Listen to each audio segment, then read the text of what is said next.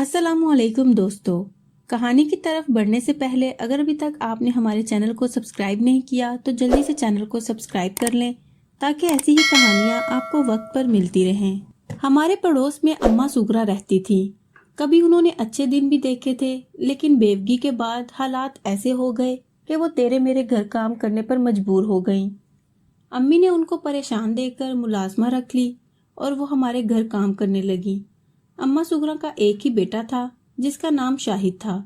उसे पढ़ने का शौक था, मगर इस खातून के हालात इजाज़त ना देते थे कि अपने बच्चे को पढ़ा सके।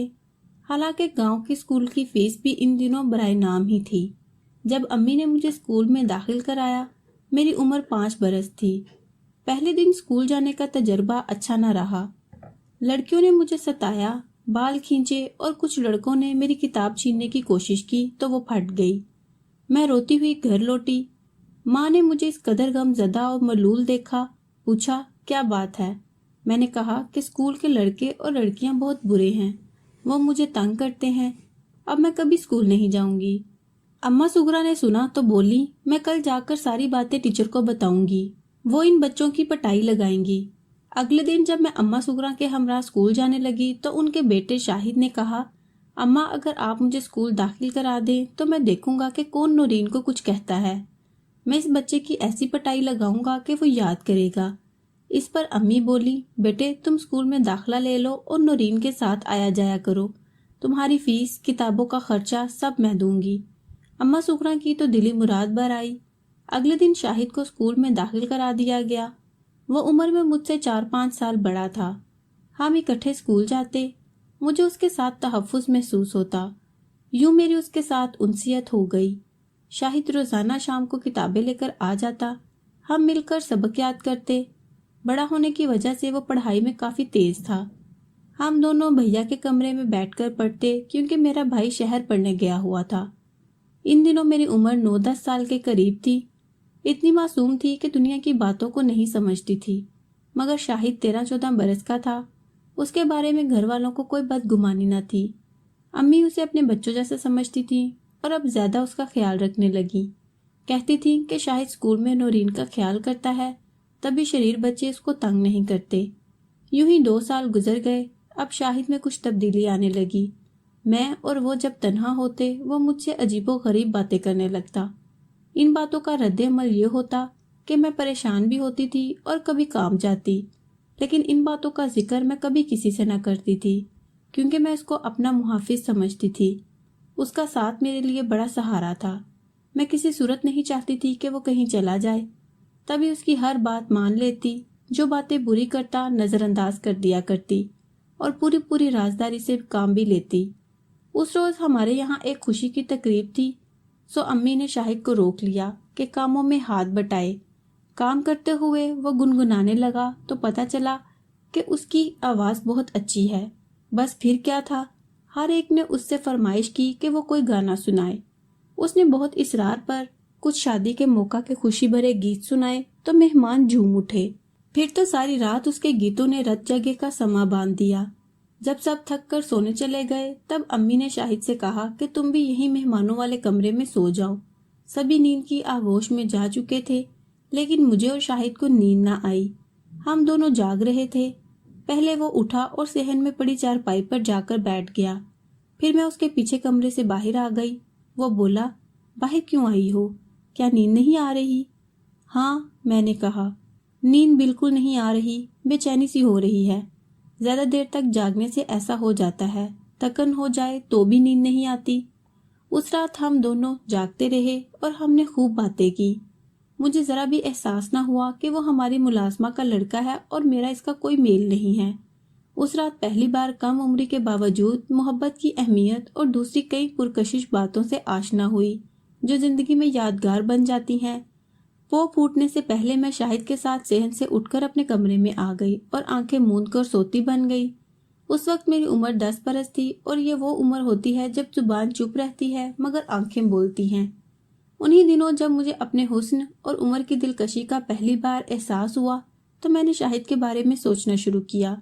मैं उसमें दिलचस्पी जरूर रखती थी, लेकिन मोहब्बत मुझे उससे ना थी।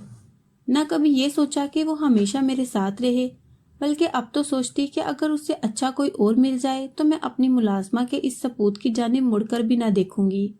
मजबूरी ये थी कि मुझे अभी तक स्कूल में शाहिद के प्रोटेक्शन की जरूरत थी और उसके साथ रहने की आदत ऐसी पड़ गई थी कि उसके बगैर खुद को तन्हा और अधूरा ख्याल करती थी। दरअसल मैं शाहिद को नहीं, उसकी बातों को पसंद करती थी जिनसे मुझे रूहानी सुकून मिलता था। एक रोज गांव में किसी का इंतकाल हो गया। घर वाले वहां चले गए। शाहिद और उसकी बहन को हमारे पास छोड़ गए ताकि हम अकेले ना रहें। उसकी बहन तो खाना खाकर सो गई। मैं और शाहिद बातों के चस्के में बैठ गए कि हमको अभी नींद ना आ रही। ये दिन मेरी जिंदगी का स्याह तरीन दिन था। हम आधी रात को बातों में महव थे। एहसास न हुआ कि आपा का मंगेतर जमाल कब वहां आया और हमारी बातें सुनता रहा। हालांकि हम गलत किस्म की बातें नहीं कर रहे थे, लेकिन उस शख्स के लिए तो कम न था कि लड़का और लड़की तन्हाई में आधी रात को बातों में मगन हो। बहरहाल जमाल भाई दबे कदमों कमरे में आए और हमको बहुत बुरा भला कहा। उन्होंने शाहिद को तो 2-4 जूते भी लगाए कि नुकरानी के बच्चे, तेरी ये हिम्मत, अपनी औकात भूल गया तू। उन्होंने बाजू से पकड़कर उसको उसी वक्त घर से निकाल दिया और बोले, अब कभी मैं तेरी सूरत न देखूं, अब कभी इधर का रुख न करना। शाहिद तो उस दिन से ऐसा गया, फिर कभी लौट कर न आया। लेकिन मैं कम नसीब आज भी एक ग्राम बोझ तले दबी सिसक रही हूँ। मेरा ख्याल था कि जमाल भाई खूब इस वाक़े की तशहीर करेंगे, अम्मी अब्बा से भी शिकायत करेंगे, बाजी को बताएंगे कि देखो तुम्हारी बहन की ये हरकतें हैं। लेकिन उन्होंने ऐसा ना किया, बल्कि इस जुर्म की उन्होंने मुझे ऐसी सजा दी कि ऐ काश मुझको मौत ही आ जाती तो अच्छा था। अब जब मौका मिलता वो इस बात की आड़ में मेरे नज़दीक आ जाते, धमकियां देते, अगर मेरा साथ ना दिया तो सारे ज़माने में रुस्वा कर दूंगा, तुम्हारी ज़िंदगी बर्बाद हो जाएगी, किसी को मुंह दिखाने के काबिल ना रहोगी, ना ही तुम्हारी कभी शादी हो सकेगी। मैं सहम कर रह जाती, अंदर ही अंदर घुटती रहती। ये बातें ऐसी थी कि हम इनको जुबान पर लाने से कतराते हैं। मुझ पर उनका इस कदर रोब और दहशत तारी हुई कि उनके देखने से मेरी रूह फना हो जाती। दिल से चाहती थी कि अम्मी से कह दूं कि इस अजाब से जान छूट जाए। फिर आपा का ख्याल आता, वो इनसे बहुत मोहब्बत करती थी। 6 माह बाद उनकी शादी होने वाली थी। अम्मी से कहूं या आपा ही से कह दूं, बस ये सोचते सोचते सुबह हो जाती। मैं एक कमसिन बच्ची, अकल कम और खौफ ज्यादा। इतना हौसला था और ना एहलाकी जुर्रत, और जमाल का ये आलम जब तन्हा देखते तो बाह पकड़ लेते। तब दिल से दुआ करती, या अल्लाह कहीं से आपा या भाई आ जाएं और इस मरदूद को देख लें। बेशक मुझे जो बुरा भला कहेंगे, लेकिन इस खबीस इंसान का तो उसी वक्त फैसला कर डालेंगे। बहुत दुख होता था अपनी बुजदिली पर। सब कहते, नूरीन को देखो कितनी अच्छी तरबियत की है माँ ने, कि चुप ही रहती है, ख्वाह चपड़ चपड़ नहीं करती, फालतू बात तो करना जानती ही नहीं, जैसे उसके मुंह में जुबान ही ना हो।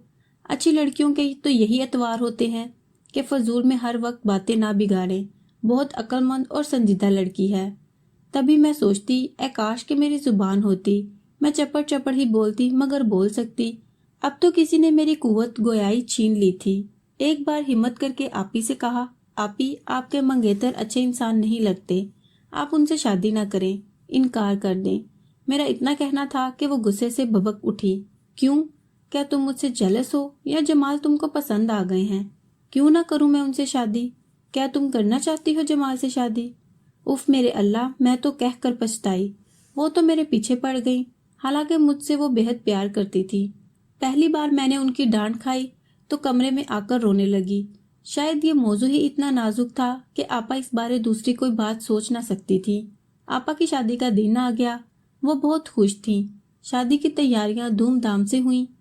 आपा दुल्हन बन गई और बदरूह जमाल दूल्हा। वो ब्याह कर मेरी प्यारी आपी को अपने घर ले गया। वो मेरा दूल्हा भाई बन गया। उसको दूल्हा भाई कहने का मेरा दिल ना चाहता था। मैंने ना तो नेग लिया और ना जूता छुपाई में हिस्सा लिया। जब जूता छुपाई की रस्म होने लगी, मैं छत पर चली गई। आपा की रुखसती तक वहां ही छुपी रही। क्या बताऊं कितना कुछ हो रहा था मुझको, कि मेरी प्यारी बहन की शादी किस कदर अनफेयर आदमी से हो रही थी, जो मेरी पाकीज़ा बहन के लायक न था। आपा की शादी के बाद अम्मी और मेरी मंजली बहन उनके घर जाती, मगर मैं ना जाती। आपा शिकवा करती, नूरीन तुम क्यों मेरे घर नहीं आती? मैं बहाना कर देती। वो खामोश हो जाती। अम्मी भी कहती, नूरीन तुम क्यों बहन के घर नहीं जाती? जब उनकी सास हमारी दावत करती है, खाने पर बुलाती हैं, तब भी तुम बहाने करती हो। अम्मी, मुझे उनके घर जाना अच्छा नहीं लगता, और कोई बहाना सोचता ही ना था। तब अम्मी इतना कहकर चुप हो जाती कि अजीब लड़की हो, आपा के यहाँ अल्लाह ने चांद सा बेटा दिया। सभी खुश थे। अम्मा जबरदस्ती मुझे उनके घर ले गईं। वहां तो मुझको 2 घड़ी बैठना दोबर हो गया कि जमाल का छोटा भाई हमारे इर्द गिर्द मंडलाने लगा। या अल्लाह, ये तो आवे का आवा ही बिगड़ा हुआ है। बड़े भाई तो बड़े, छोटे भी सुभान अल्लाह। जी चाहा कि अभी यहाँ से उठकर भाग जाऊं। मेरा तो दम घुटने लगा। कसम खाई कि अब तो कभी इधर का रुख ना करूंगी। मगर ये दिन योम आखिर न था। इसके बाद भी कई बार मुझे आपा के घर जाना पड़ा।